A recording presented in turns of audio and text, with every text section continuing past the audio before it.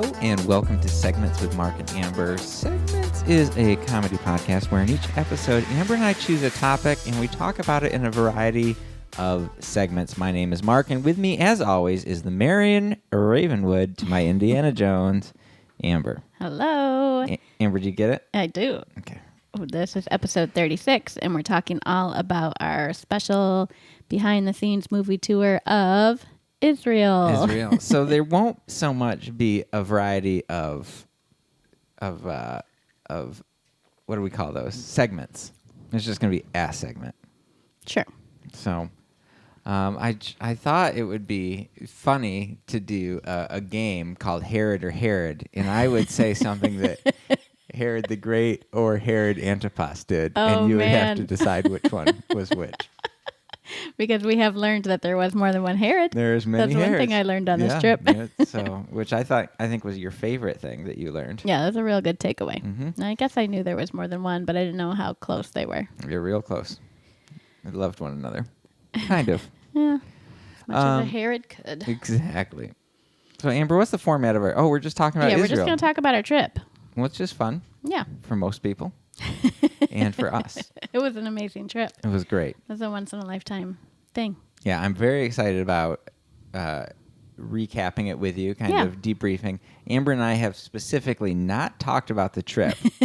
It's been really hard. Until we got on this show, so we could kind of see how during each the other... trip. Yeah, we would Sometimes we just look at each other and kind of knowingly nod. Exactly. Like, oh yeah, podcast spotter right here. And one time I said, Amber, I really liked, and she slapped me. Yeah, I had to really fast. I was like, do not... Okay. So this is going to be some hot takes. This is going to be some... The first time, anyway, whatever. So if you want to contact us or you want to leave feedback, you can find us on Facebook, Instagram, or Twitter at SegmentsCast, or send us an email at segmentscast@gmail.com. That's right. A couple people do that. Yeah, a couple people do it consistently. We've got some of their feedback today. Okay, great. So our last episode 35, was about game shows. And we heard from show favorite Amy Fronthaway. She enjoyed the episode. She liked hearing us, our daughters, in the Family Feud game. Yes, me too. She liked watching The Price is Right, Press Your Luck, $20,000 Pyramid when she was growing up. They used to play The Price is Right when she was a kid, but it was usually just doing the Showcase Showdown, making up prizes and pretending to be one of Barker's beauties. I totally get that. We didn't even talk about the Showcase Showdown. There was a period of time when I was home with the kids and watching it every day, and I got really good at that. I could have won a double showcase sometimes. Really? If you get within a certain amount. $500. No. That $100. close? I don't know. I would have said 1,000. I really don't know. I don't know either. Could be within 5,000. What was interesting about the Showcase Showdown was that the first one, I'm going to say often, the first one was not great. It was a lot. It was like you don't get a trip, you don't get a car. It's like, here's some living room furniture. Maybe here's like a lifetime supply of Totina's pizza rolls. A jet ski. A weekend to the Napa Valley. And so if it's not a great trip or it's not a great car, you pass. Yeah. You pass on that one. Yeah. I don't know if that was always that the first one wasn't great, but there was definitely always one that was better than the other. I think you're waiting for the car. Every once in a while, there'd be both without a car. Mm-hmm. So I feel like people always passed on the first one if there wasn't a car. Yeah. But sometimes they regretted that. Yeah. Well, that was good. I do like the Showcase Showdown. Yep. And just a quick follow-up to Amy's previous comment about the potato chips. They are pronounced ootst, not utst. What did you say? You said that was very strange. She said it's pronounced like the U in ugly. Oh, no, it is utst, not ootst. Why did you say utst? There's not two T's in it. Oh, I'd have to have two T's to make a tst. Well, Z is not as... It's U-T-Z. No, you said ootst. Oh, I see. You thought I was putting a T at the end. That's exactly. I thought you meant I was pronouncing a double T in the middle. Regardless, none of us can eat these chips. They're only sold on the East Coast because they have to be extra fresh. So if we ever go to the East Coast, that can be a goal. We're going to do it. So, Barb, another show favorite. I don't know what that means, show favorite. Like our favorites?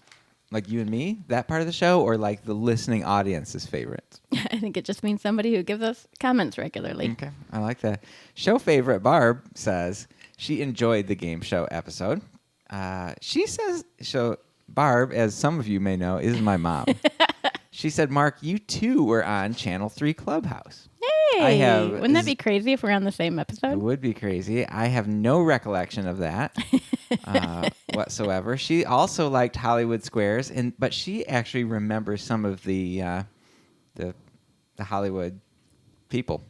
Joan Rivers, classic. Heard of her? Paul Linda, no idea. Charles Nelson Riley. He has like big glasses. Yeah. Classic. Love that guy. And Rosemary. Don't know. Not quite sure. I think Drew Carey is as good as Bob Barker. Heresy. Incorrect, Mom. But thank he's pretty you good. for your opinion. I also liked Password. That ringing any bells? Password. The password is sunshine or something like that. They would do it kind of sneaky, like they'd whisper it for the TV audience to hear. I think it was kind of like $20,000 pyramid. We had to try to get somebody to say the password. But it was like whispered and shown on the screen. Did it get you into some room? Oh, that'd be cool. I don't think so. She said, my favorite is Jeopardy. It's on twice a day now at 7:30 and 10:30. Good job, guys. Aww. So good job, Jeopardy, for getting on twice a day. Getting on twice a day. You really stepped it up. So I imagine it's reruns. That's what I'm thinking, too. The 10:30 one's probably reruns. There's lots of episodes to recall. Yeah, rerun. So awesome. Well, thanks so much for your feedback, friends. Amber, can you tell me what's making you happy right now? Yes, I can. I just finished a book this afternoon. It's been a rough week we might get into when we talk about the trip of adjusting to our time change and having less than 24 hours to get right back to work after a lot of travel. And so it's been really nice to have a snowy, quiet Saturday, and I did a whole bunch of reading. I probably read the last third of my book, so I thought I would talk about that. So I just finished. It's called Lie to Me, and it's written by J.T. Ellison, and it's just kind of a cool mystery story. A lady disappears, and first you're only seeing the husband's point of view about what's going on, and then you gradually add in other characters, and there's a lot of plot twists, and I thought it was well written, and it definitely grabbed me. The ending was interesting in that a lot of times I read a lot of these books that are sort of suspense or mystery, and they kind of usually sum it up in the last 2 pages, and you're kind of takes you a minute to think it all through. Well, this one, they sum it up like 3 chapters before the end, and then they go into all this detail about how all the mystery and intrigue happened. So that was kind of different. I don't know if I needed that much explanation, but it was cool to not have so many questions at the end. Oh, there you go. But I thought the characters were great. Yeah, lied to me. Did somebody get murdered? Yeah, some people did, for sure. Yeah. Awesome. Yeah. Mark, what's making you happy? Well, what's making me happy is I don't think we've talked about this before, Amber. Correct me if I'm wrong. But for Christmas, we went in with my mom and got Molly, our lovely daughter Molly, the components to build her own gaming computer. Yeah. Have we talked about this? No, I don't think so. I'm not on the podcast. And we had to talk about something while we weren't talking about the trip. And it is making me super happy. Yeah. She put it together with a little bit of help from me and a little bit of help from my brother Ben. Mm-hmm. And it is more, I don't know much about computers, Amber, but it's more powerful, and it can do all the games that she wants to play, and the graphics works good. And that just makes me happy because she loves playing computer games. She loves that kind of stuff. And the old computer, she would download a game and she'd have to delete it because our computer wasn't powerful enough to run this game. And now everything she's tried. Yeah, our kids have wanted a gaming computer for a long time, and every time we looked into it, it was going to be well over $1,000. So this was cheaper than that, and able to hopefully replace some components as needed to upgrade it in the future. And Ben, my brother, had just within a few months before that had built his own computer, so he had a parts list. He knew kind of what he was doing, and that made it a lot less intimidating. Yeah, because it's just I have no idea. You know, all the processors and graphics cards and yada yada, all the stuff. So we did it, and it was great, and she seems to be enjoying it. Molly, are you enjoying your computer? She gave me a thumbs up. She's literally 3 feet away from us. 3 feet away, so we are together, and yeah, and so it's just fun as a parent, right? It's just fun to see your kids happy. Yeah, So, absolutely. And yeah, so it was a great year. So there we go. Segment 1. Israel. Shalom. Adonai. Yahweh. Shabbat. Shabbat Shalom. Pita.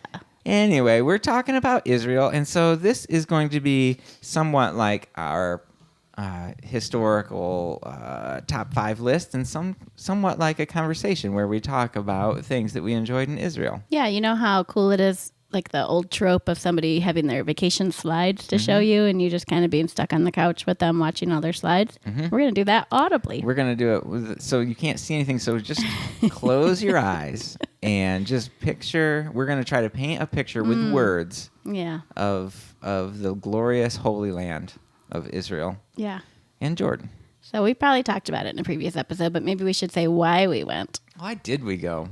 That was a good We'd question. already been everywhere else. So we the last went place to go. here. So I am getting my master's degree from Grand Rapids Theological Seminary, and one part of that program is that MDiv students get a subsidized trip to the Holy Land for 10 days.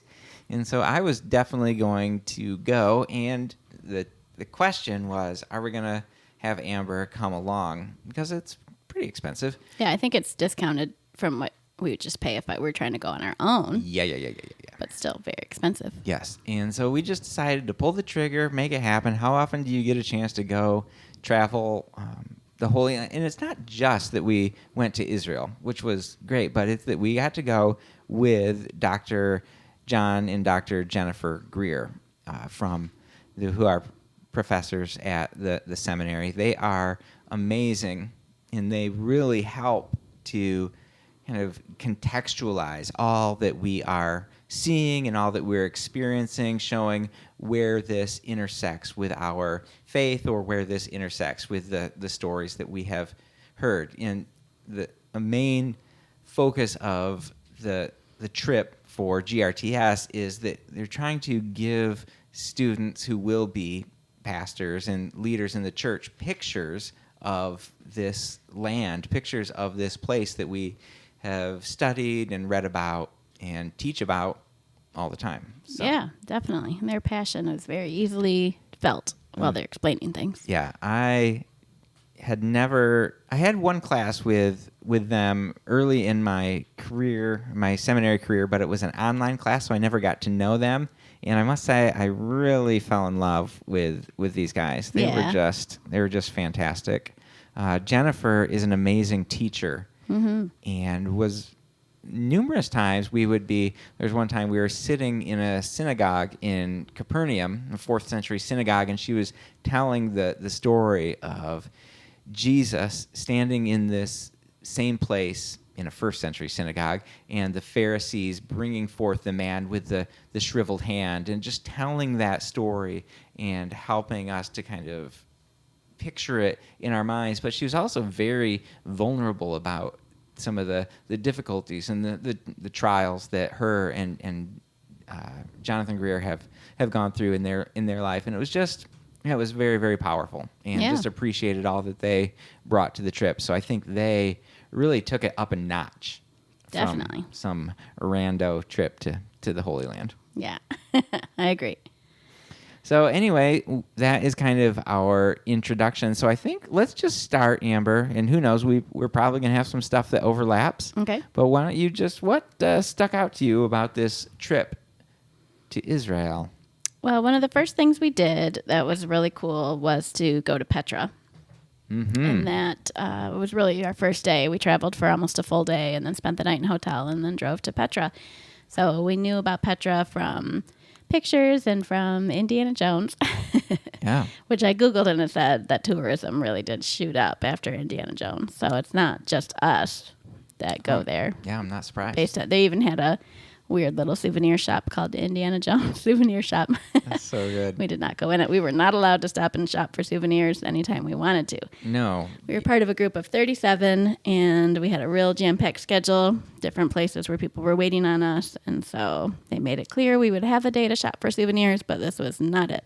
Yeah, so Dr. Jonathan Greer didn't want anything to steal time from being able to experience the Holy Land. You can shop anywhere, but you cannot walk in the Holy Land True. at any time. So. True. So just right away, I mean, walking into Petra, we're just walking through these canyons and these rocks that I've never seen before, except for in movies. I just constantly had to tell myself that this was real. This wasn't like a set. I wasn't in Disney World or Epcot. This was a real creation because we've seen it in movies. We've seen it in places that we're recreating, but to tell yourself that you're really there, that was kind of hard to take in. Yeah, and so there's all these, it's mostly sandstone, so it's easily carved within, comparatively, I guess. Yeah. And so there's all these tombs all over the place. And then, but not only are there tombs, but there are caves, which are houses, dwelling places, that carved into the canyons, and people were living there until 1985. Yeah, it's shocking. 1985, people were living in a cave with no electricity, no running water. That was a big takeaway from Israel and Jordan. There's very little water. Yeah. Yeah. So it's interesting when you think about this being places. God's, where God put his people, his chosen people, he put them in this place where just survival was always going to be a bit of a struggle. Yeah, and it demanded that they trust in God. Right? Yep. They needed to trust that God was going to bring them water, was going to bring them food, that was going to take care of them and protect them because they're stuck in the middle of these two or more superpowers with Egypt and Mesopotamia, and then you got Assyria and Babylon in various times, and so it was very, very cool. Anyway, so I thought that Petra was stunningly beautiful. There's that. They called it the treasury. Yeah, that's the famous thing everybody thinks of, that kind of facade on a rock. And there is a room inside of it. There's not a lot of rooms. There's not some booby traps and the Holy Grail and all of that in there. But there is the really cool facade and Gorgeous. real camels right outside of it. Real camels. There they were. Yeah. So a lot of Petra was just walking through the kind of sandstone canyons and the tombs and the caves. Yeah, it was great, and we left Petra by a very exciting means. We're just walking. We're walking around, and all of a sudden, our guide, Mohammed, he grabs us and points at Amber and I, and says, "Come follow me." And all of a sudden, we're on donkeys, and which a lot of people had been riding donkeys, and I thought, it's kind of a interesting idea, but we didn't know that we were getting on them. And then even when we got on them, we kind of thought, we'll probably just, ride around in a little circle and they'll let somebody else get on. It was not that. No, they started climbing up this rocky ridge, the donkeys. You just had your own reins. I had a guy walking with mine at that point. Yeah. So I at least figured somebody knew where we were going. Yeah, and it was fun. It was probably, I'm guessing, it was about 2 miles. I think it probably was too. Out it of felt Petra, very up long. the road, back to the bus, and eventually everybody in the whole group, 30 some odd people, were on donkeys, and most of them caught me and surpassed me eventually. Yeah. I think you caught me and surpassed me eventually. I think I did. Mine went a little bit faster at one point, which I felt good because I was afraid he was just going to quit. It was a very steep paved hill, and he was going so slow, and I was just like, this poor little guy, he needs to go a little bit faster. And then the guides don't speak a lot of English, so they just would come up to me and go, no running, hold tight. And I'm like, oh dear, I guess I can't go faster. So hold it tight and you did great. Get him to stop running. Yeah, that was really, really fun. I loved Petra. That was a cool. If they would have said, do you want to ride a donkey for 2 miles? We might have said, no, thanks. No, but thank you. I'm glad that we did it. Exactly. Yeah, I'm very glad. So while we're in Jordan, we're talking about Petra, I want to say one of the things that I loved was going to a little place called Wadi Rum, which I had never heard of before, but it's this kind of like a hotel. It's called the Valley of the Sun. And it's just it's in southern Jordan, out in the middle of the wilderness. It's just desert, rocks, and very steep mountains. Yeah. And we stayed in these they called them like Bedouin tents. Yeah. And the Bedouins are these nomadic people that live in that area. There's still a lot of people choosing to live the Bedouin lifestyle. Yeah. Even though there are populated cities nearby. Yep.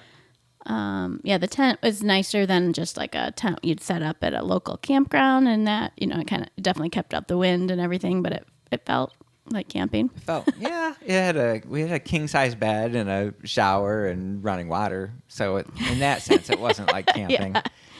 But it was cold and a little bit more rustic, especially the hotel we stayed at before that was a very nice. Yeah.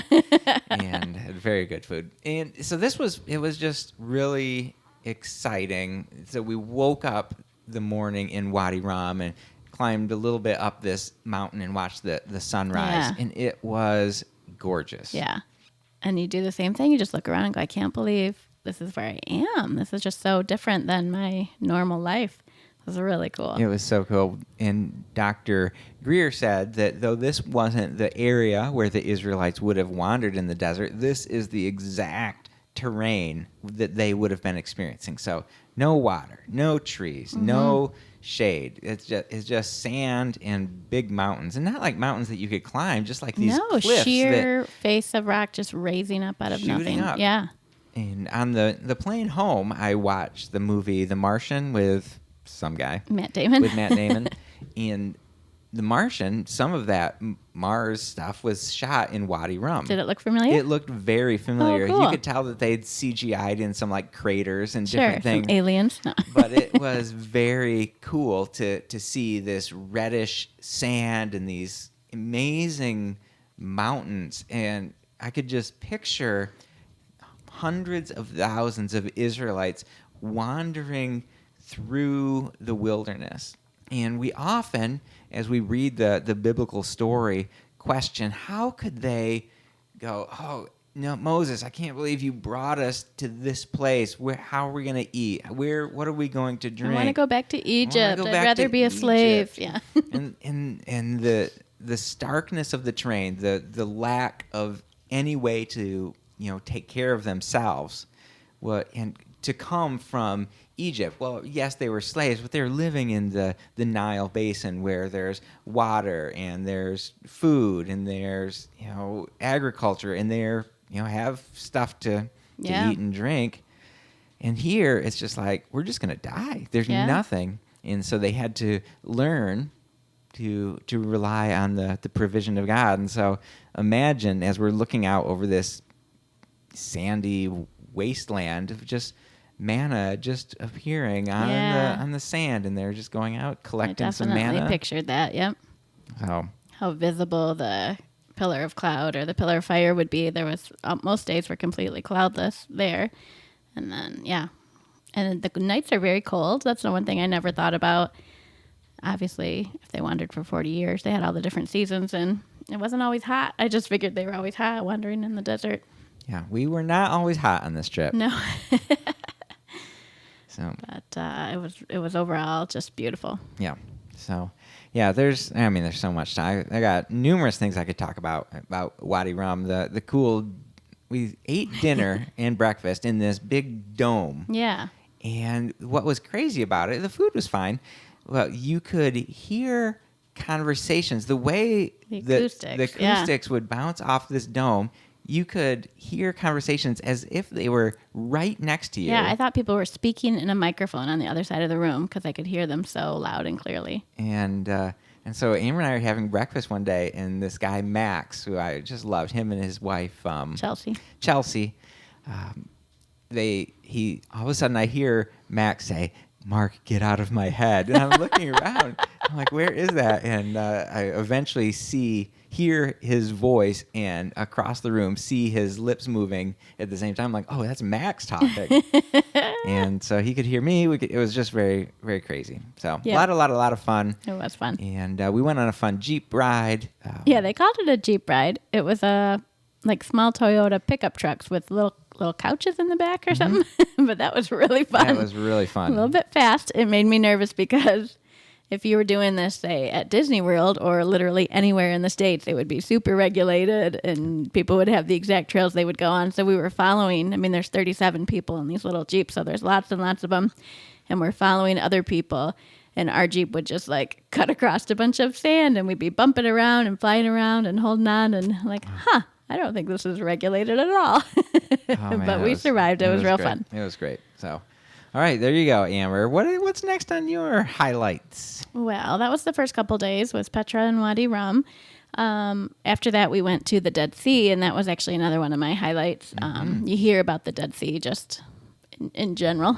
It's You do famous, hear about it. famous for being dead. It's so dead. We did not get there until it was already dark, which I was kind of bummed about. They told us that we had to leave at, 7 o'clock the next morning.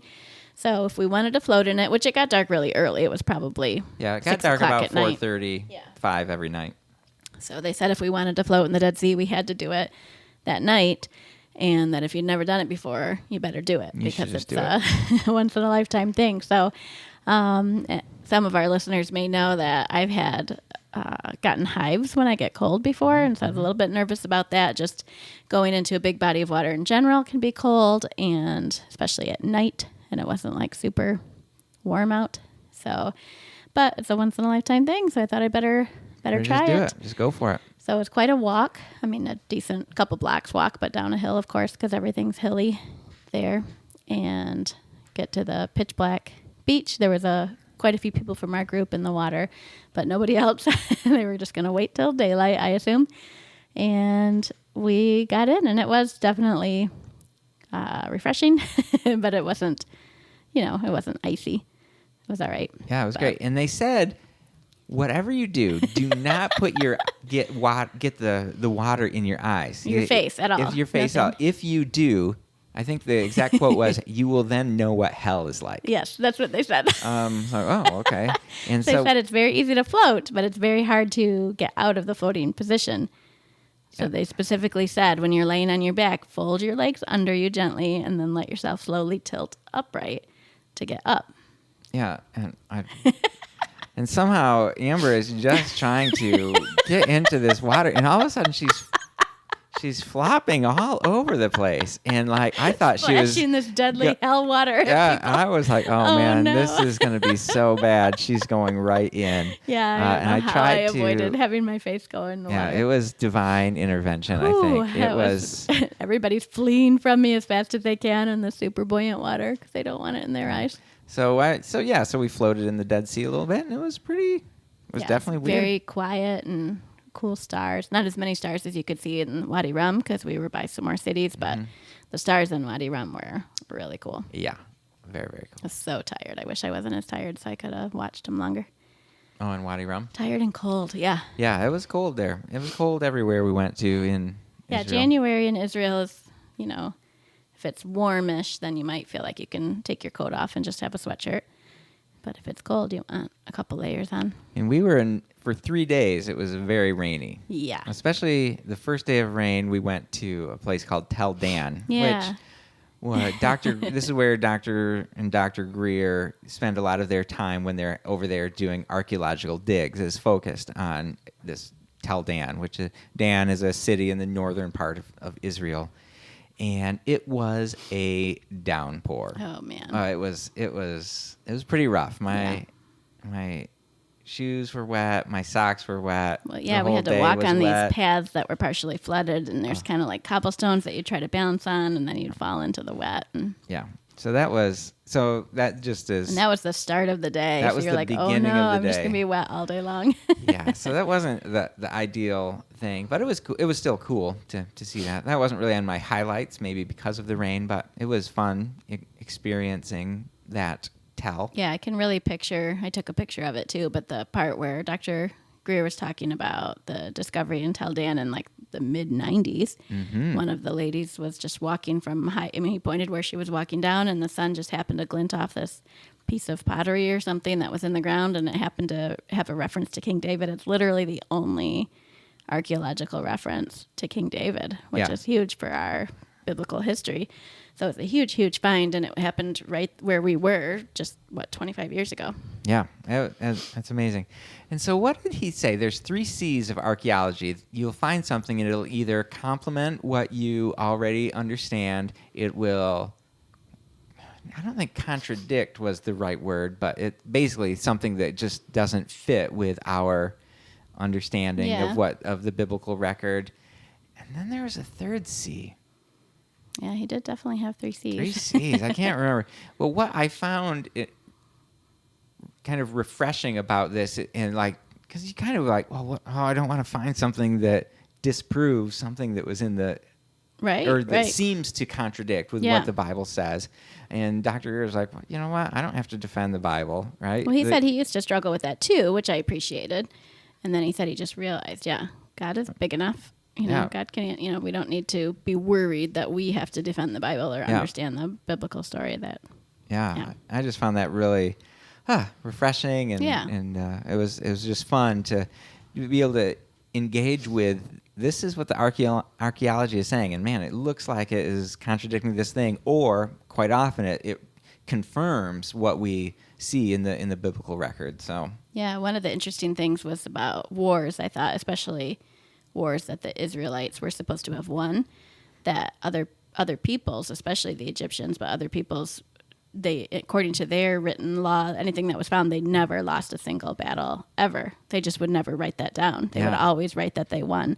So that might seem to contradict, but they couldn't have possibly won every battle ever. That's just how they wanted their history to be remembered. So that's what they wrote. Because everything that was written is just propaganda for the ruler or the king or the pharaoh. Yeah. And that's what we have is royal propaganda. Exactly. Interesting.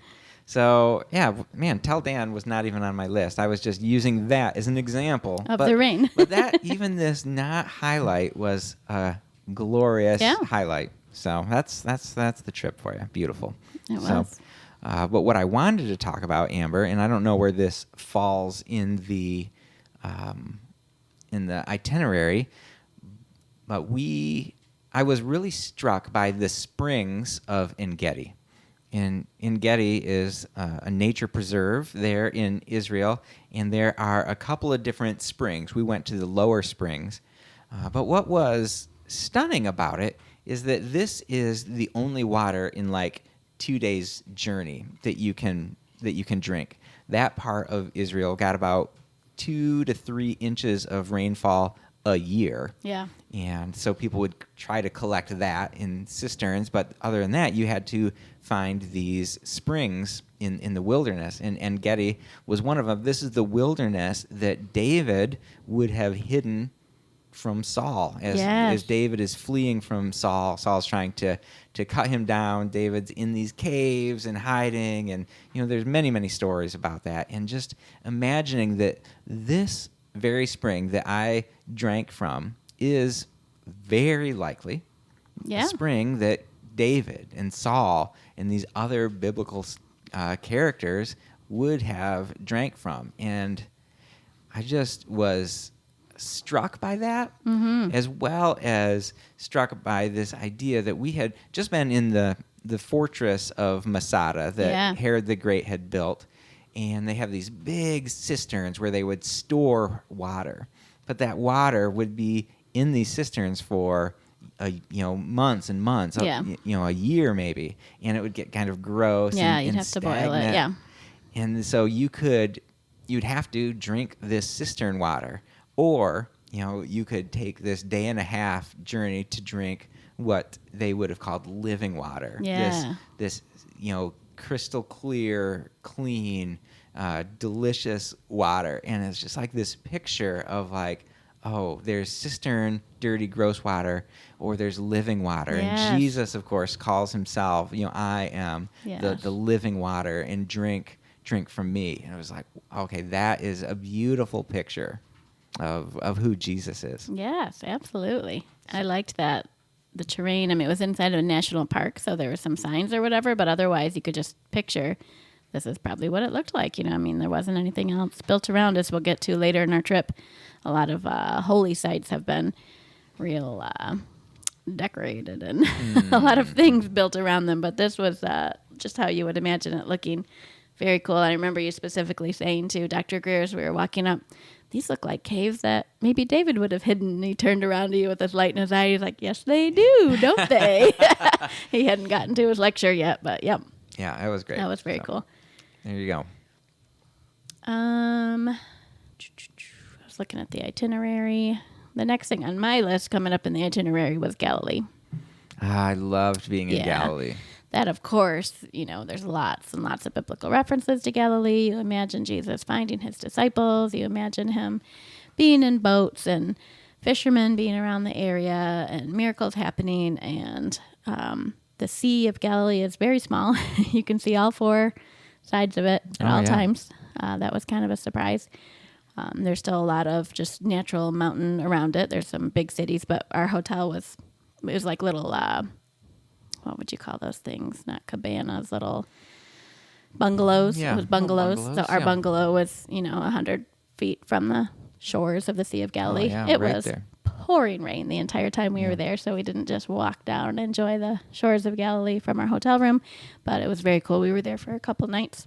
Yeah, and we had this planned trip to sail across the Sea of Galilee, and it was kind of like, man, it has been raining since we got here. It's supposed to rain all day, but we had this like 2-hour clearing while we were sailing across the Sea of Galilee. Yeah, that was perfect because it really was stormy. You could imagine, Jesus needing to calm the seas and stuff before when it was stormy, but we got up early. We were there at 7 a.m. and got on this boat. It was very cool. I loved being on that boat, and just because, as Amber said, this lake is not very large. No. And so what you're looking around, and you can see some modern cities, and there's some stuff built up, but the terrain, like, you just think this is the terrain that Peter and Jesus, right? Yes. And all the disciples would have been looking at. James and Yes. John fishing with their father Zebedee would have looked around and seen this very terrain. Yeah. And it's just like, man, to be there and to experience it. And I can't remember what the name of that hill was, but I was just struck you loved by that this hill. hill because they're like, this is very, very likely one of the hills where Jesus would have gone to say, to get away from everybody, get away from the disciples, to go to the top of this hill to spend time with the Father. And I'm like, man, I just was struck by that over and over. I can't remember the name of it now, unfortunately, but I'll look it up. That was cool. So when we got across is when we got to see the remains of an ancient boat. They discovered a First century boat in the muck, and it was this whole process to get it up out of the muck without it disintegrating, and took 15 years or something to try to recover the bits and pieces of it that they have. But I think it was in the basement of that building that they had the mural about the woman touching the hem of Jesus's cloak. Yep. And there was another talk from Dr. Jennifer Greer about wanting that desperately to have healing, and for some instances in her life and stuff. And that was a really powerful talk. And then there was a chapel upstairs that we could sit in and kind of overlook the Sea of Galilee. And I thought that was a really powerful time. I felt just this comfort and this knowledge of how big God is and how he's, if he could calm the sea, he can take care of my problems. Yeah, and absolutely. It was very cool. It was very, very cool. Yeah, I loved that. And that kind of ties right into that, where that picture was. I don't think that was Capernaum, that was Magdala. So in the ancient town of Magdala, which is where Mary Magdalene came from, they're building a hotel. They hit something. And apparently in Israel, when you hit something, you have to stop and bring in the archaeologists. I can't imagine they don't hit something all the time. And they come in, and what they discover is we have here a first century synagogue. And it's in Magdala. It's right on the Sea of Galilee. This is the very floor. This is the first century synagogue. These are the seats. This is where Jesus would have sat to teach these people. And that was incredible. Yeah. So they are building a hotel right next to it with huge glass walls, so you can overlook the now glass-covered first century temple. And it was kind of like, ooh, this is getting commercialized. Little did we know when we get to Jerusalem just how commercialized things could get. Everything. Maybe commercialized isn't the word, but you could still kind of picture the original synagogue when you were there. That was very cool. Yeah, absolutely.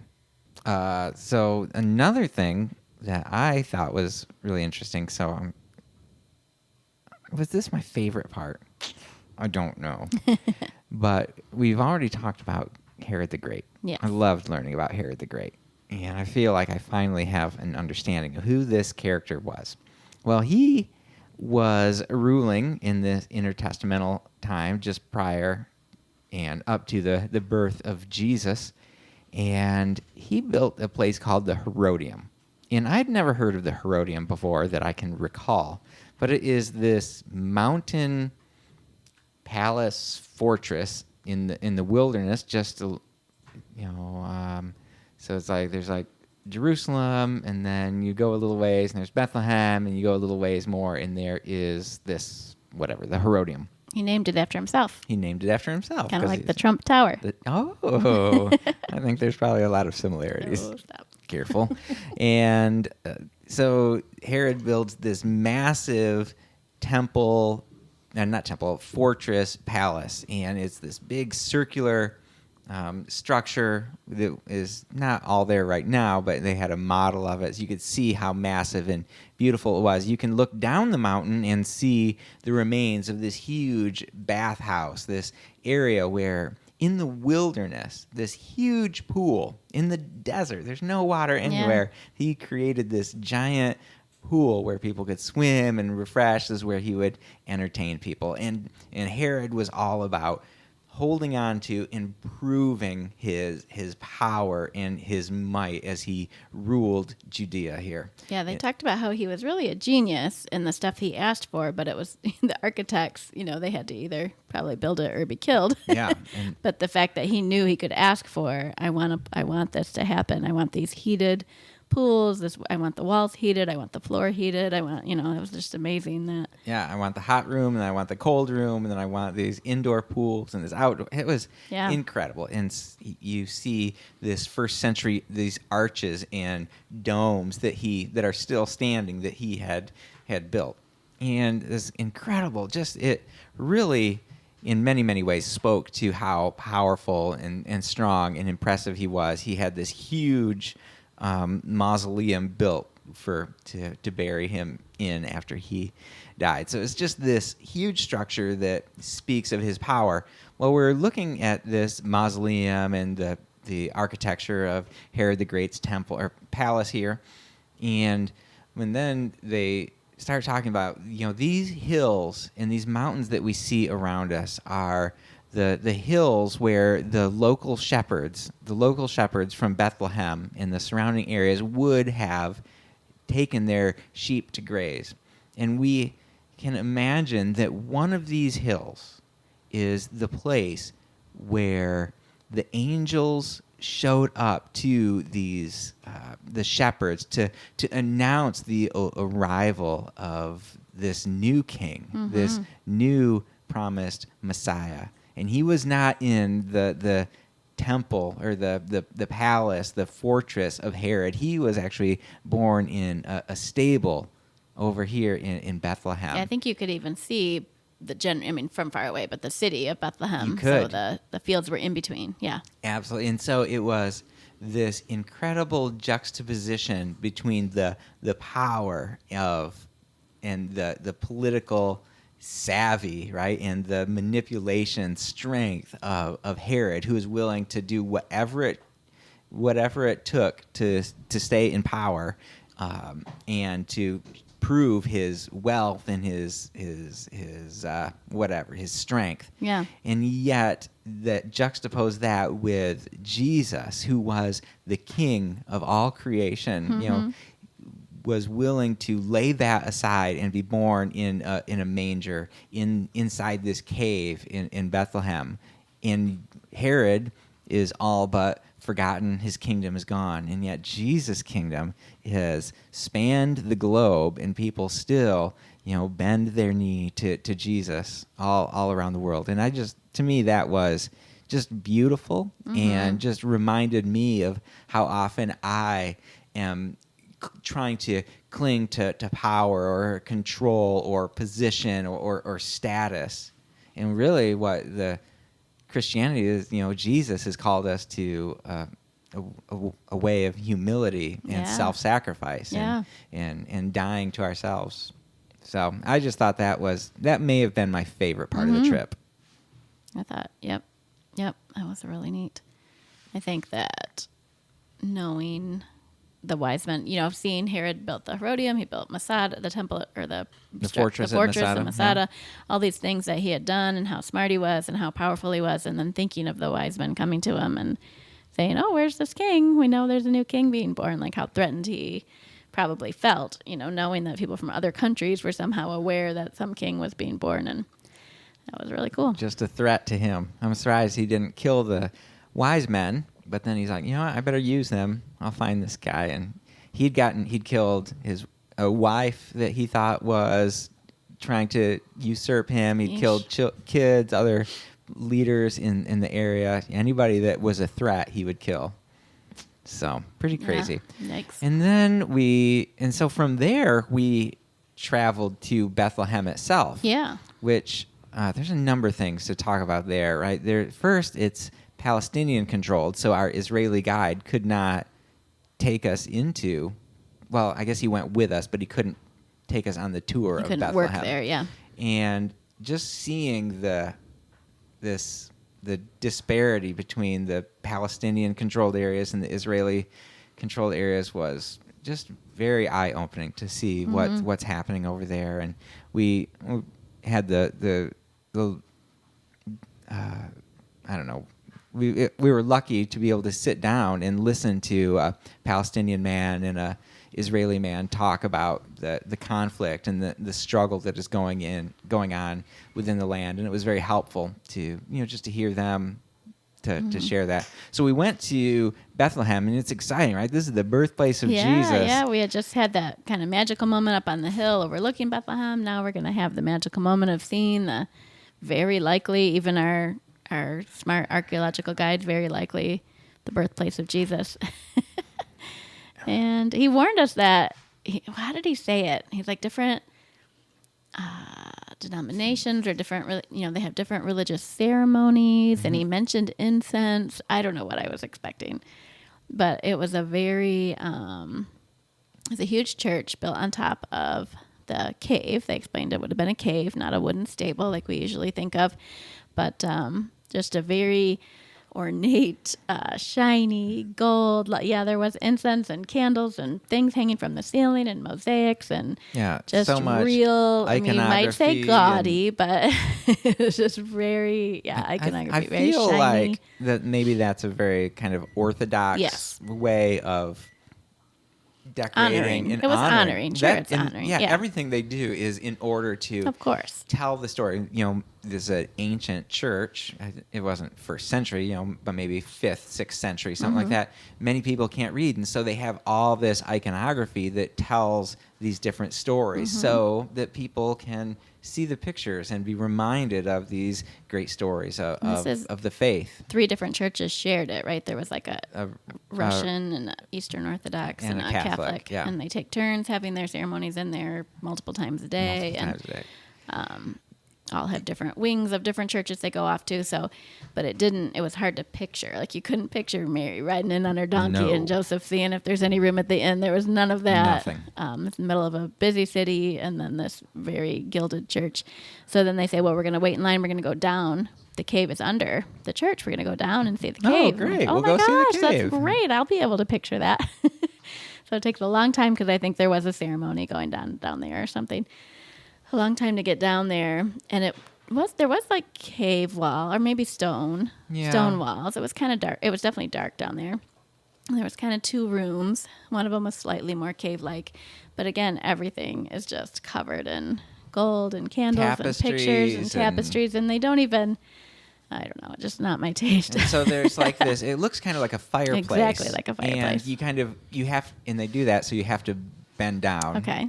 And inside this fireplace is this gold circle, and if maybe you 8 inches big or something, not very big. If you reach down that circle, that is the top of the cave. You're just feeling the air. You're just feeling it's dark. You can't see anything. You're not actually feeling a cave. You're feeling. Oh, you felt you a cave. feel there's rock down there, but it's like Yeah. Okay. And so you want to have this kind of experience of Yeah. like, oh man, Wow, this is where Jesus was born here. Yeah. But it was really like, all right, are we done here yet? Yeah, it was very moving on. underwhelming. We'd had some other really cool experiences, and this one did not measure up. So it was cool. We've been there. We've been to Bethlehem. I think Yes. now when we go back, we don't have to make a beeline for Bethlehem. We can kind of go, all right. Many of the places I was like, I want to come back here. I would love to spend some more time on Masada. I'd like to read up on some of the history. Bethlehem. Not so much. Not so much.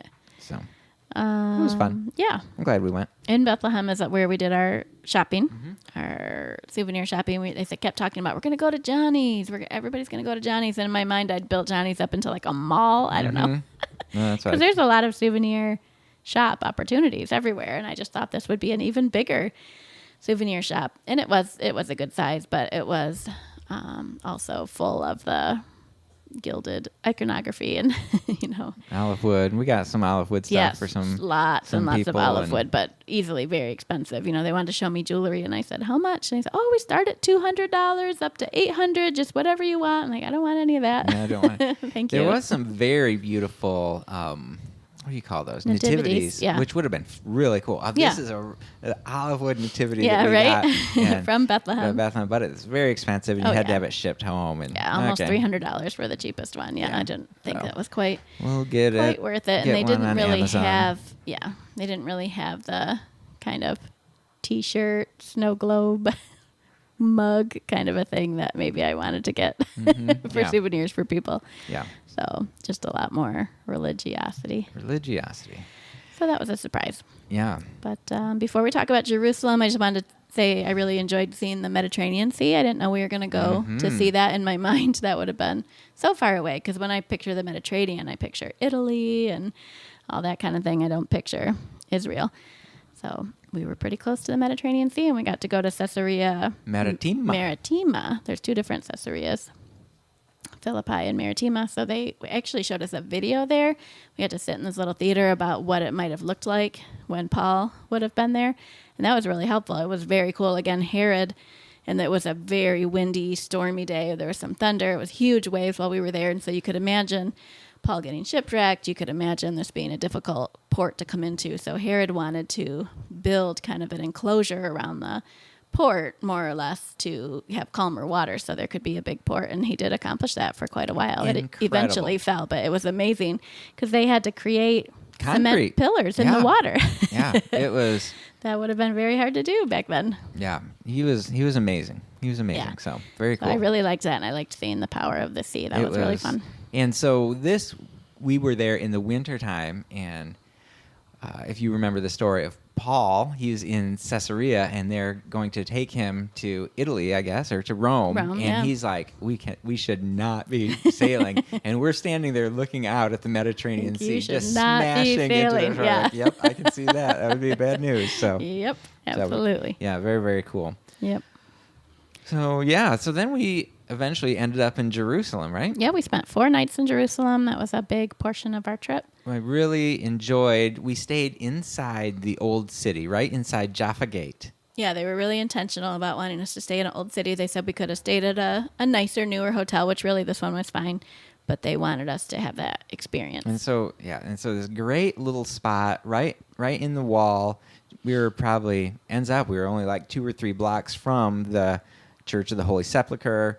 We walked to the Western Wall, the Wailing Wall, and to the Temple Mount, and it was fascinating. Yeah. It's obviously much bigger and much more developed than it sure. was in the first century, but still, we see the architecture, we see the actual walls, we see where the temple was, and you can just start to get a feel for what this city was like. Yeah, and then there's still a lot of undeveloped hills and things around it, so you could picture what Jesus would have looked out on. And That's right. We stood in the Garden of Gethsemane. We Yes. stood in this olive garden looking over the city of Jerusalem. Oh, yeah, man, it was very hard powerful. to picture. I wanted there to be a a Golgotha, or a place where you would have imagined crucifixions happening. And apparently the walls of the city have moved because they said it probably would have been outside the city, but then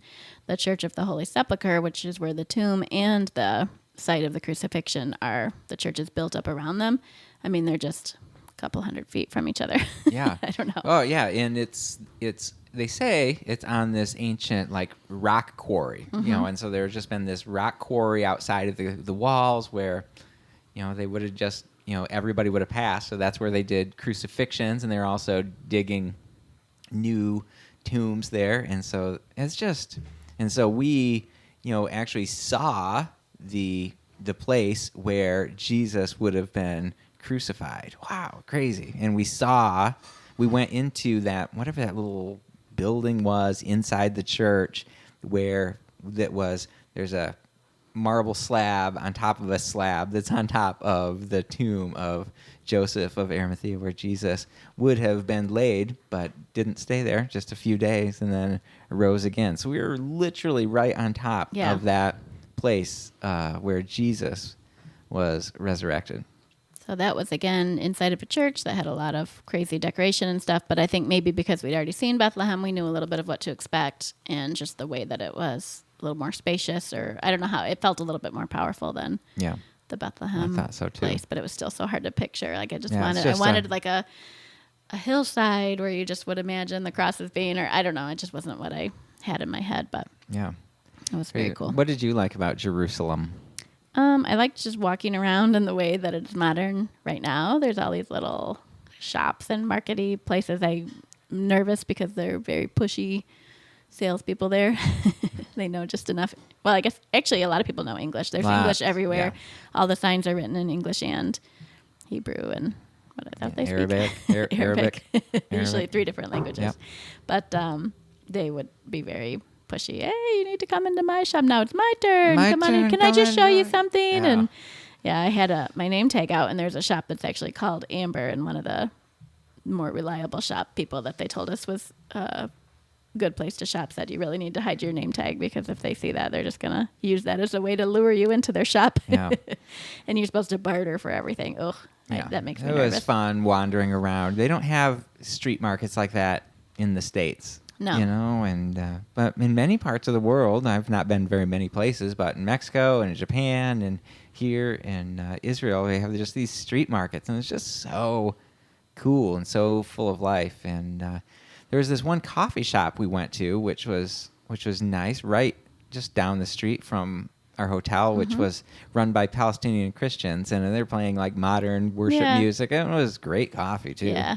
And so you have just this old and new kind of coming together in Jerusalem, and it was fun. It was great. There's a lot of guards walking around with very big guns, young guards. Everybody's into the military, whether they want to or not, in their later teenage years, and that was something to get used to. And then after hearing our Palestinian and Israeli men that came to speak to us one night about the conflict, then you could kind of picture one of their daughters was killed in a suicide bomb in a marketplace, and you just walking around the marketplace going, oh, it's probably kind of like this. That's really scary. And that's why going across the borders is a big deal, and they check passports and they check your bags and they do all this stuff because they are worried about another incident like that had been in the 80s, so it hadn't been recent. But it's still going on, and it was a really cool organization.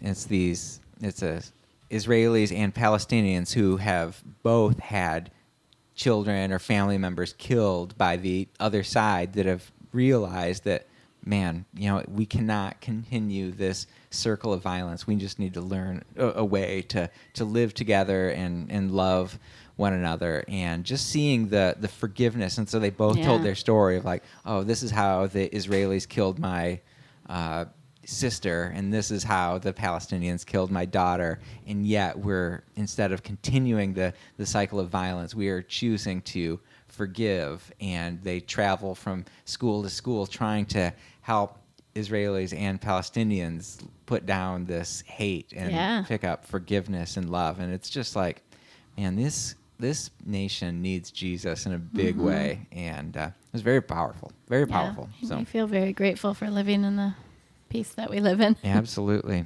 So Yeah, so that was great. And then at the end of the trip, I don't know if I'm jumping here, Amber, but at the end of the trip, we had to get up at, I think it was at 3:30 in the morning or something.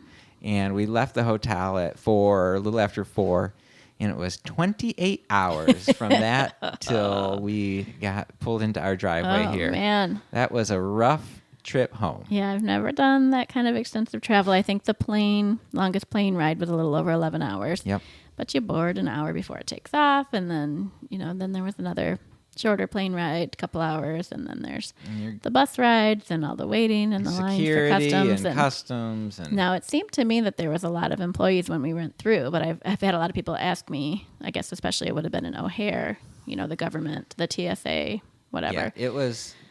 I'm not a big traveler. It was slower than my previous. I didn't have anything to compare it to. Experiences. So it was crazy. But we made it home, and it's a few days of fogginess. Yeah, it's really hard to just wake up wide awake at 2:00 in the morning, but you gotta go to work in a couple hours, and it's been a week of fogginess for sure, but I think it's starting to get better. I woke up at 4 a.m. and felt tired and fell back to sleep, which is a really good sign. Yes, absolutely. So, but for sure worth it. Just amazing. Yeah, and so we're hoping to continue traveling other places. Yeah, it really made me want to travel other places. Yeah, so that was great. Well, there you go, a short whirlwind recap of Amber and Mark's trip to Israel. Yeah. So we've posted quite a few pictures on our own Facebook feeds if you are interested in pictures. There you go. Well, thank you so much for joining us. And we love doing this show. And if you want to talk to us or you have show ideas, we would love to hear from you. You can, again, follow us or talk to us on Twitter, Facebook, or Instagram at SegmentsCast, or send us an email at segmentscast@gmail.com. And you could tell your friends about us and have them subscribe on their podcast player of choice, and that would help us out a lot. We'd get some more listens. Absolutely. So we want to thank our daughter Emma for the logo and graphics. If you'd like her to draw you something, you can get a hold of her through our email, segmentscast@gmail.com. And we also want to thank our nephew, Gabriel, EDM Samurai, for the intro and outro music. You can find him on SoundCloud at EDM Samurai. Word on the street is there's some new tunes over there. So check it out.